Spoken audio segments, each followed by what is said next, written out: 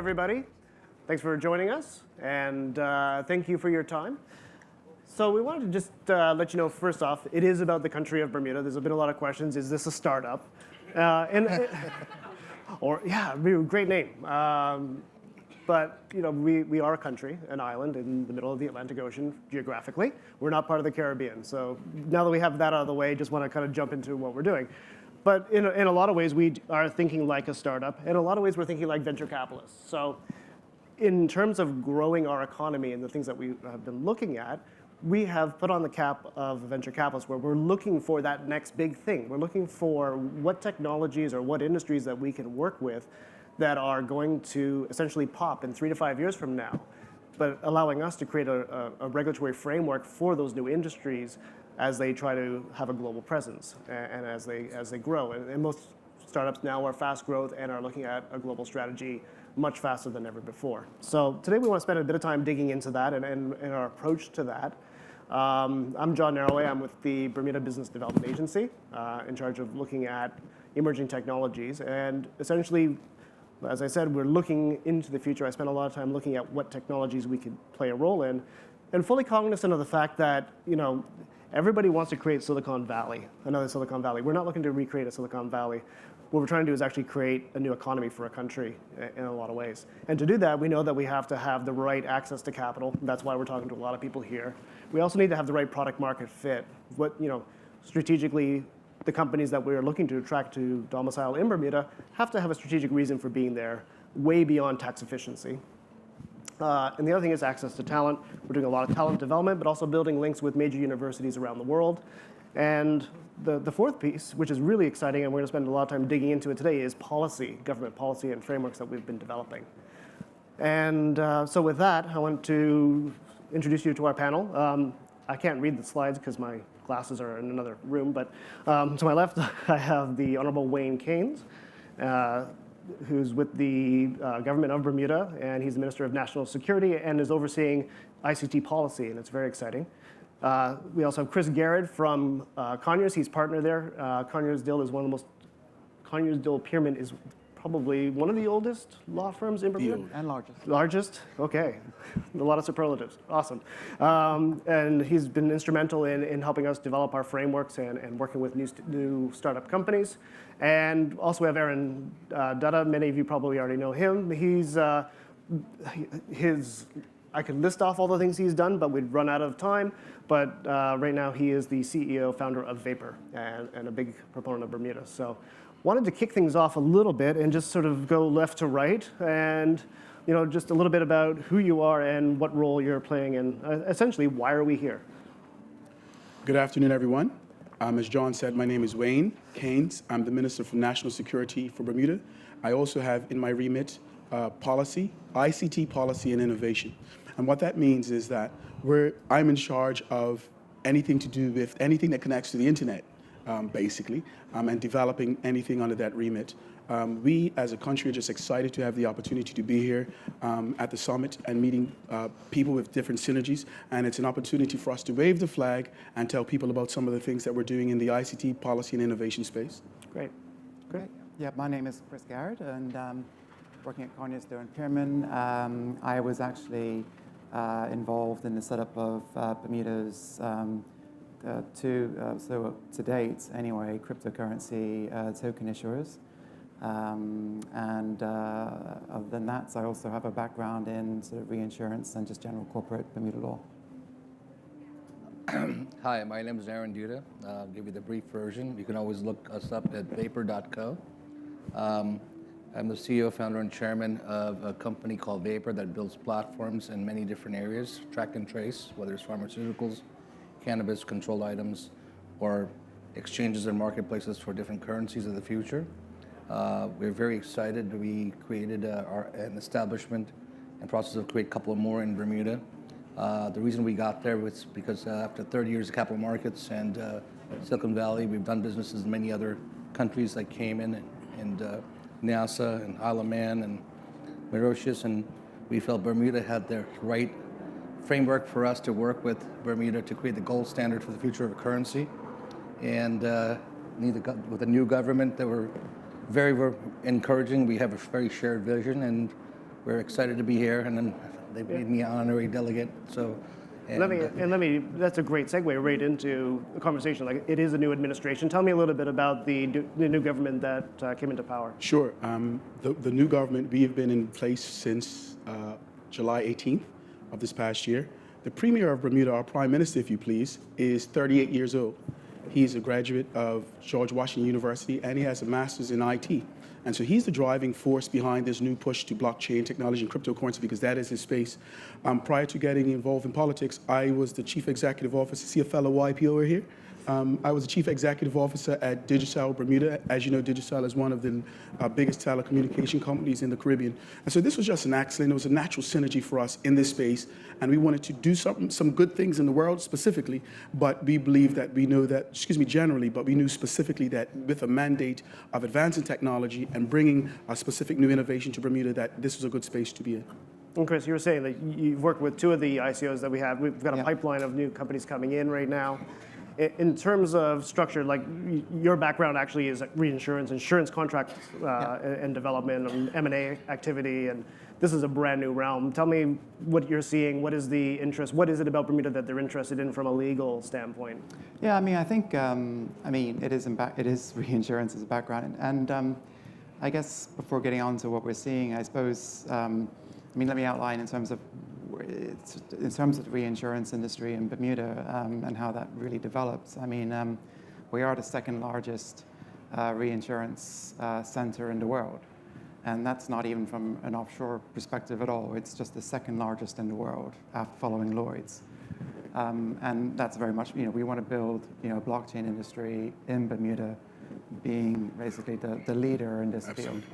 So, and the way Bermuda's built that reinsurance industry has been based on a collaborative effort between private industry, the public government, as well as the regulatory industry.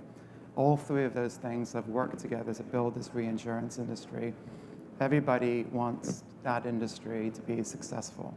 And all aspects of those three elements work together to build the legislation, build consultation papers, guidance notes, and so on, which has been very, very, very successful. So that's why Bermuda has so many reinsurance companies basically on the ground, employing employees, and so on and so forth. Now, in terms of the actual cryptocurrency vehicles I've set up and so on, they came to Bermuda because they saw blockchain was mentioned in my biography, number one, but, and I was the only Bermuda lawyer who had that, but also it wasn't because anything necessarily to do with tax or anything necessarily for that. It was because, yes, we had a very, very tech-friendly government, and they were reading headlines about how tech progressive we were moving into this space, and they were excited by that. So, but also, as part of that, yes, the collaborative efforts that we were making in terms of wanting to kind of proceed into that area. And so they were very happy about seeing basically Bermuda in that limelight. So Aron, as a seasoned executive in the technology space, you've run many, many companies. What's attracted you to Bermuda? What's the value proposition that initially attracted you? I think first and foremost was exactly what Mr. Caines and Chris just mentioned, because through our due diligence, we felt that we needed a climate where we can co-create and create and templatize. And with the Bermuda of 66,000 people, I lived in Aruba for 12 years, okay, and I'm originally from New York, okay, and I'm also originally from India. And a lot of governments asked me to help them out. I think when we think about crypto and we think about, the whole notion of blockchains, and by the way, not Bitcoin, okay, the real money maker here is blockchain, because it's going to change the way how we're going to live life in the future for the next 3 generations. And so what happened was, by accident, okay, when we did our due diligence, one of my management team members knew some folks in Bermuda, and I had done business 20 years ago there when I was with Solomon Brothers. And and what we realized from the time we called up our contact there at 4:30 on a Thursday afternoon after a board meeting, okay, at 45 Rockefeller Center in New York, at 5:30 we got a call saying, this is serendipitous because the cabinet's meeting to talk about this next Wednesday. Can you come down? And we took the whole team and we went down there and met Minister Caines and a couple other ministers of finance and others and public works and so forth. Met the Prime Minister a couple of times, and how the story goes is very simple. I said, look, if this is what you want to do, you know, I'm willing to commit several things to Bermuda. GDP growth, I'm willing to hire people, okay, here. I'm willing to do ed tech, fintech, e-tech, insurance tech, okay? And on top of that, you know, we're going to make a commitment, and our commitment is our word.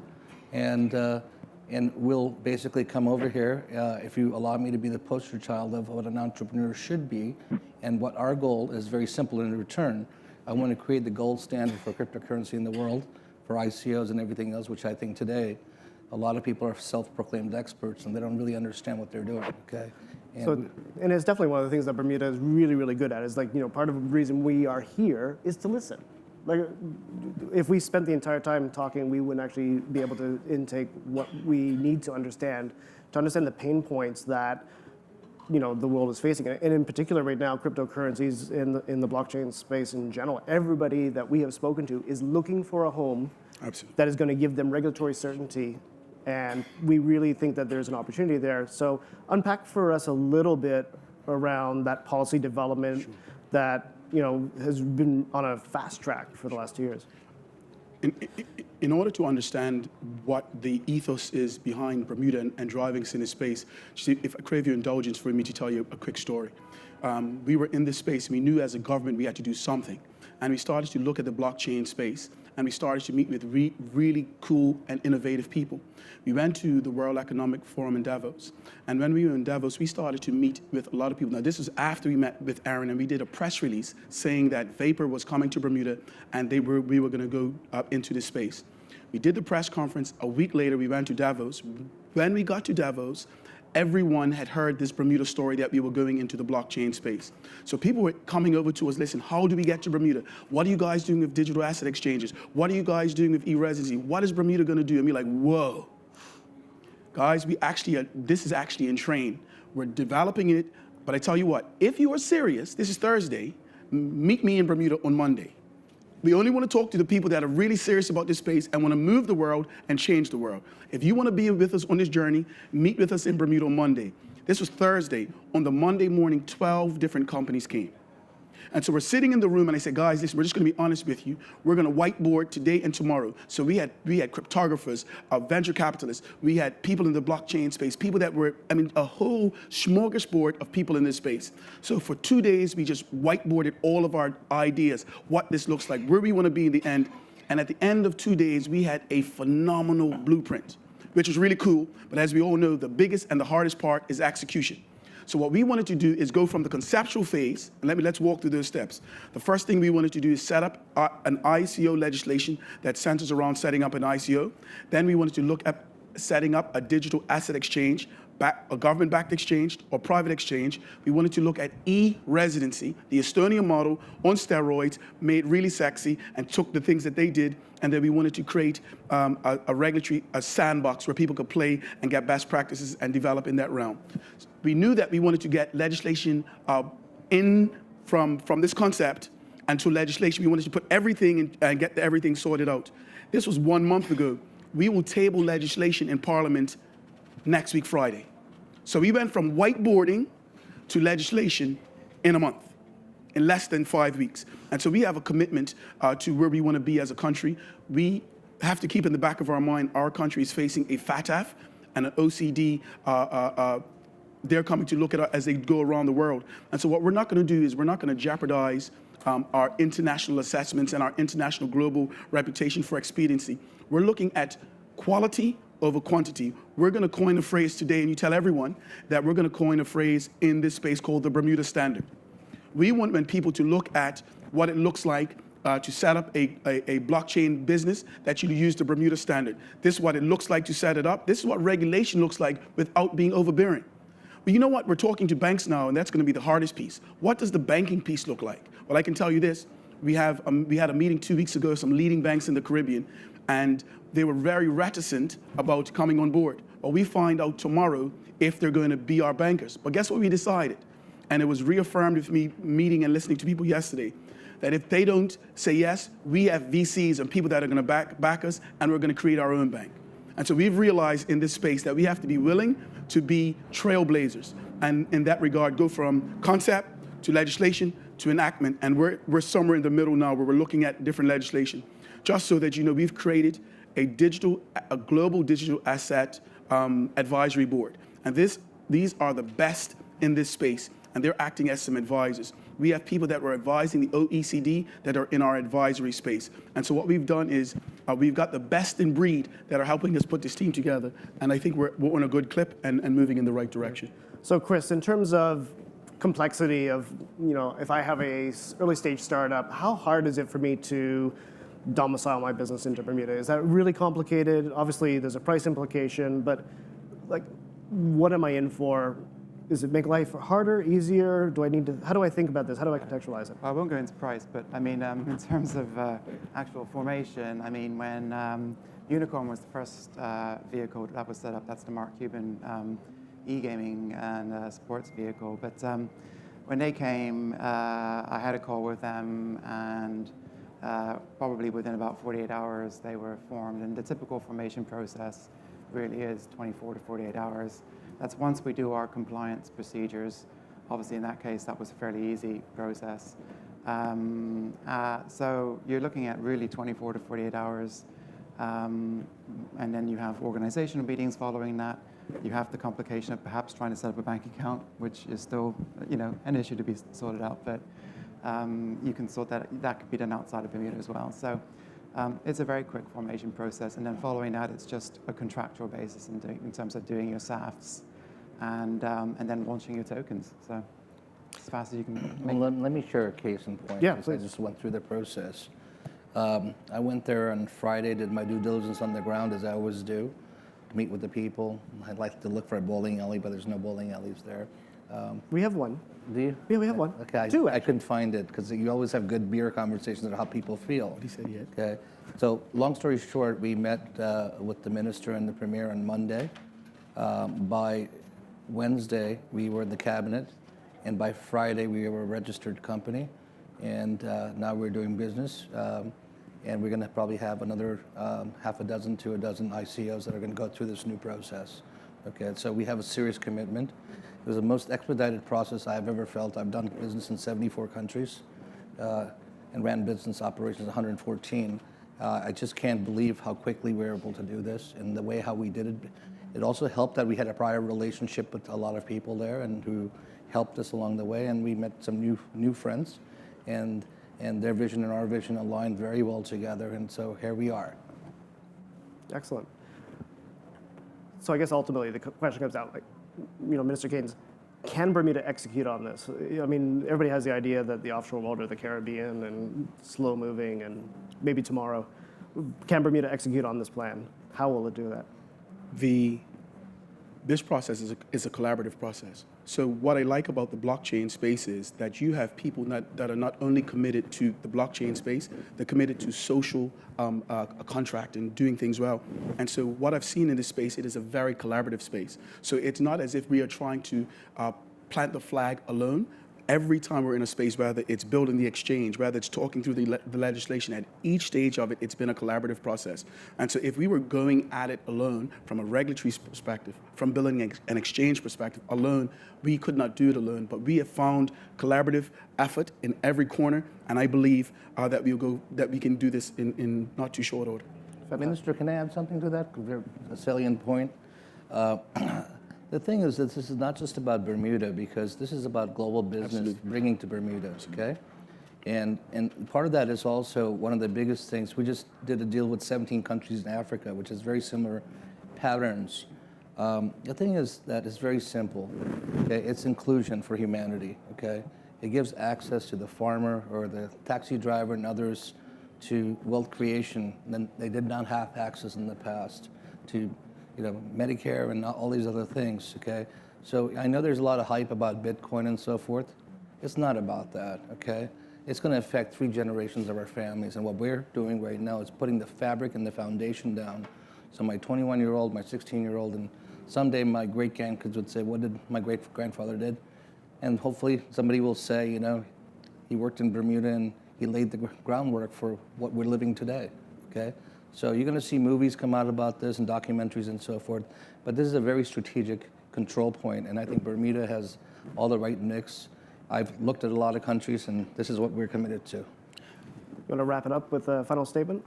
Final statement is that Bermuda has made its way over the last 40 years of being a very well-regulated country. We have people in Bermuda that have made their livelihood and the world better with reinsurance. We want to take a lot of the things that we've done with in the reinsurance space with proper regulation and a legal system that is second to none, where people oftentimes when they are doing business outside of Europe or outside of America, they have clauses in there that the litigation has to take place in New York or the arbitration has to take place in New York. You see in most contracts that they say that they want the arbitration or the litigation to take place in Bermuda. That's a testament to what we do in our legal system. And so I think that with the way the blockchain technology is evolving and where the world's evolving, we believe this puts us at front and center to be game changers, thought leaders, an opportunity to develop incubators where the best minds come to Bermuda and develop new technologies. You spoke of something that I like. It's almost like a technical Darwinism, right? Where you're talking about if this world is to survive and we are to evolve and the developing world is to get away from these centralized systems of value and power, we believe that we have the opportunity to keep that without a straitjacket, but give some clear guidelines and regulatory parameters for people to operate in. And this is the opportunity for a person that understands this space to come to a jurisdiction where a country where people get you.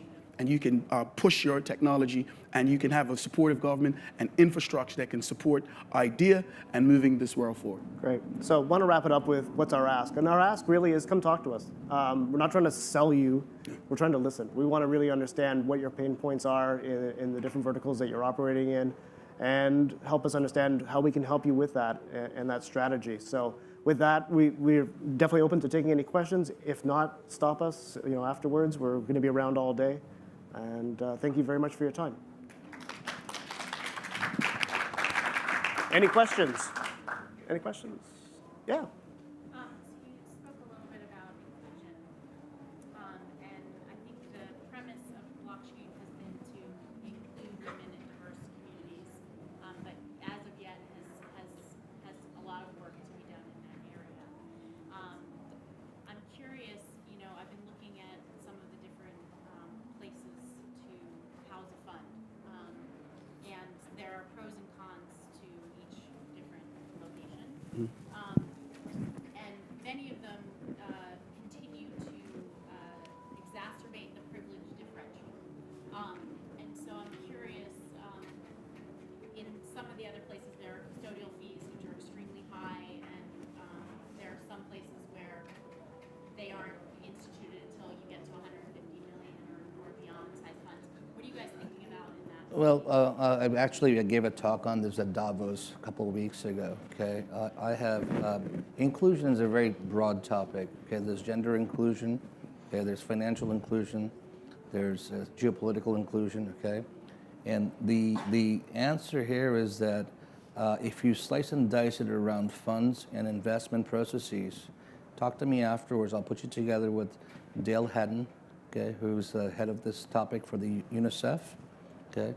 Monique Moreau, Vince Cerf, myself, and others are building the humanized internet, okay, as a philanthropy thing for the refugees in Calais, for their identity and so forth, which we couldn't do before, okay?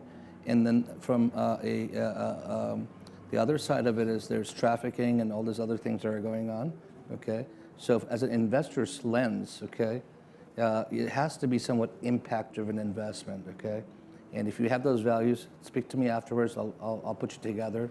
And I personally, to me, that's a very important topic, okay, that I value. Yeah, you want to add to that? Pilar, if I could add to that, your question on especially what today represents for womanhood is a very appropriate question. I think that when you come to a country like Bermuda, you're going to see females in leadership. 3 of the 5 Supreme Court judges in Bermuda are female. And so you're not going to come to a country where you do not see females in leadership. You're going to see women integrated in every part of our government, in every part of our leadership. So that is almost synonymous with the DNA of our country. Coming to a country that has a very interesting history, we constantly have to be evolving to make sure that we protect the rights of everyone. And so that's something that it's embedded in the DNA of what we do. And coming from a paternalistic culture, we understand that we don't only want women to be treated fairly, we want minorities to be treated fairly. We see this, when you look at the blockchain, we see this as an opportunity to get a large part of the world that are unbanked, that do not have the opportunity to even have a voice. And so when you look at how the blockchain technology can change the world in the developing world, I was in Davos, and Aron led the Africa blockchain meetings, and he shared with the world what they were doing with the blockchain to make people's lives better, with finances, with medicine. And so when you embrace blockchain technology, this is actually a different way of thinking. This is actually a different way of banking. And so this is in the DNA of this new world and this global movement. Well put. All right. Thank you, everybody. Thanks very much.